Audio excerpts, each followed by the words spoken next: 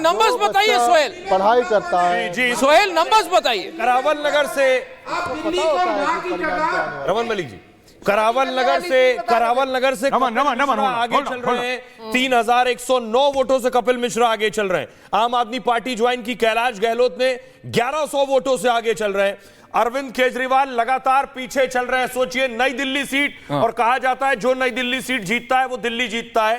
केजरीवाल पीछे चल रहे हैं 1600 वोट से। प्रवेश वर्मा आगे चल रहे हैं लगातार।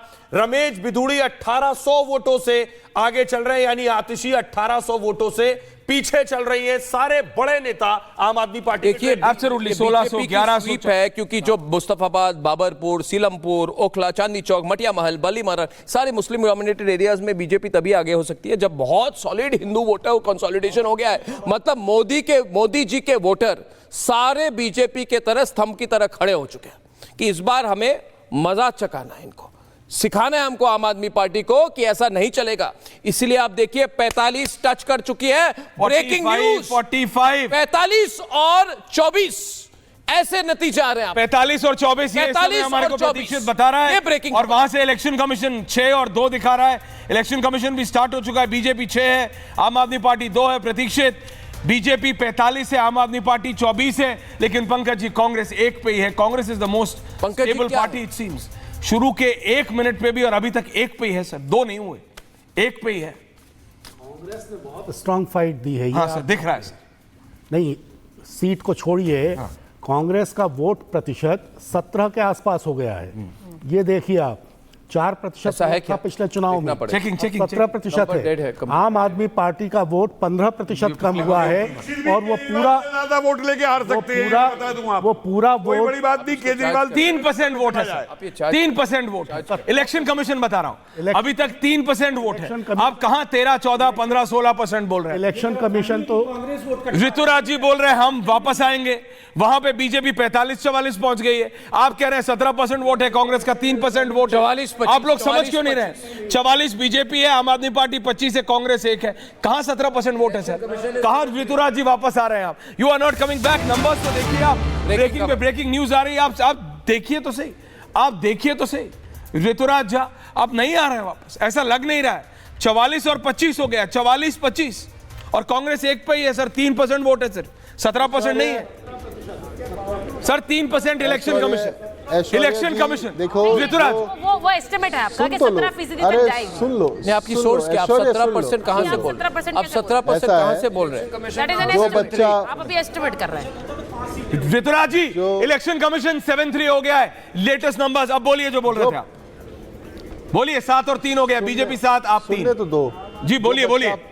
पढ़ता है, जो पढ़ता है, मेहनत करता है, तैयारी करता है, परीक्षा देता है, उसको पता होता है कि परिणाम क्या आने वाला है।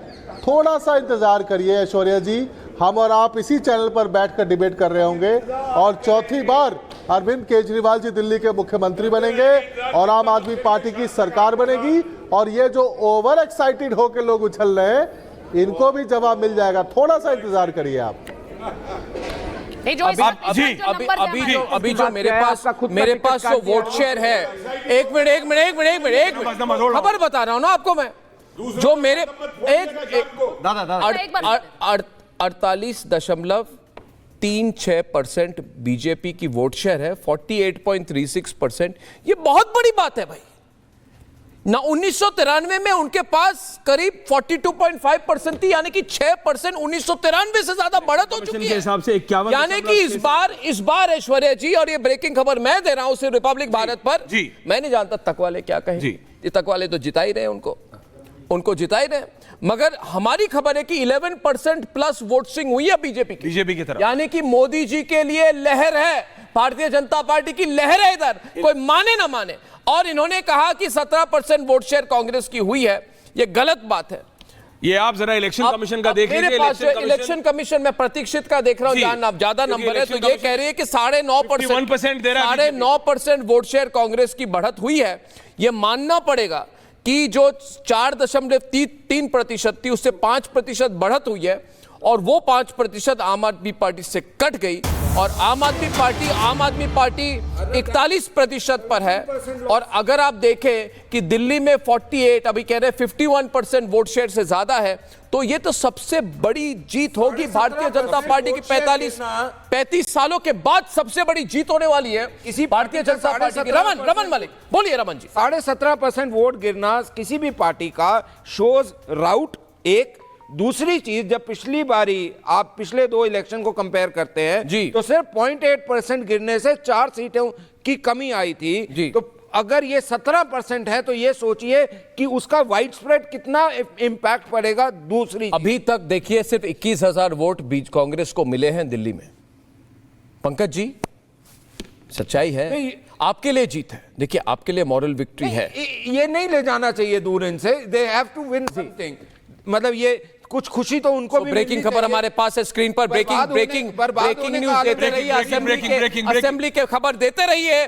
और ऐश्वर्या, सुचरिता और सोहेल फोकस करिए नतीजों के बारे में लोगों को कहने के लिए। इसलिए सोहेल, मैं चाहता हूं कंस्टिट्यूएंसी लीड्स आप 2 मिनट में दें। अर्नब, ओखला से जो ओखला सीट जिससे जो है अमानतुल्लाह और शफूर रहमान दंगों के आरोपी वो चुनाव लड़ रहे हैं, उस सीट से 6,000 वोटों से बीजेपी आगे चल रही है। ओखला से 6,000 की लीड। मनीष चौधरी। जो लीड्स हमारे पास आ रहे हैं रमन जी, नरेला से आम आदमी पार्टी शरद कुमार आगे है, बुराड़ी से आम आदमी पार्टी के संजीव झा आगे हैं। ये वो सीट्स हैं जहां पर आप लीड कर रही। तिमारपुर से भी आप आगे हैं, लेकिन आईएनसी यानी कांग्रेस की इकलौती सीट जहां वो लीड कर रहे हैं वो देवेंद्र यादव की बादली की सीट है। बस एक सीट जहां पर कांग्रेस लीड कर रही है। बीजेपी की लीड्स हम आपको लगातार बता रहे हैं, चाहे वो सिख बहुल सीट्स है, पंजाबी डोमिनेटेड है, पूर्वांचली वोटर्स की डोमिनेटेड है। मुंडका की सीट बीजेपी की, गजेंद्र ड्राल आगे चल रहे, किराड़ी से बजरंग शुक्ला बीजेपी के आगे चल रहे हैं, सुल्तानपुर माजरा से भी बीजेपी आगे है, करम सिंह कर्मा, नांगलोई जाट से बीजेपी आगे चल रही है, मनोज कुमार शौकीन। मंगोलपुरी की एक सीट ऐसी है उस बेल्ट में जहां पर आम आदमी पार्टी आगे चल रही है, यानी कि बीजेपी उस एरिया में भी डोमिनेट कर रही है। अभी जो वोट शेयर इलेक्शन कमीशन दे रहा है, 14% की लीड बीजेपी के लिए हो गई है, 12% का एक जो वोट शेयर घटा है आम आदमी पार्टी के लिए। ये इशू ऑफ कंसर्न है। 19 हो गया है। और आप मैप देखिए, ऐसा नहीं है कि कोई एक reason, BJP all over 15 BJP है और 4 आम आदमी पार्टी है। ऋतुराज झा, ये इलेक्शन कमीशन है, इलेक्शन कमीशन। बीजेपी 15, आम आदमी पार्टी 4। और अगर आप देखेंगे इलेक्शन कमीशन के हिसाब से तो आपको देखना है, बवाना से बीजेपी के रविंदर इंद्रज सिंह आगे हैं, नजफगढ़ से बीजेपी के नीलम पहलवान आगे हैं, छतरपुर से बीजेपी के कंवर से करतार सिंह तंवर आगे हैं। आप देखिए आरके पुरम से अनिल कुमार शर्मा आगे हैं। आप देखिए जंगपुरा से बीजेपी के आगे हैं, पालम से कुलदीप सोलंकी आगे हैं। आप देखिए तो विश्वासनगर से ओपी शर्मा आगे हैं, करावल नगर से कपिल मिश्रा आगे हैं।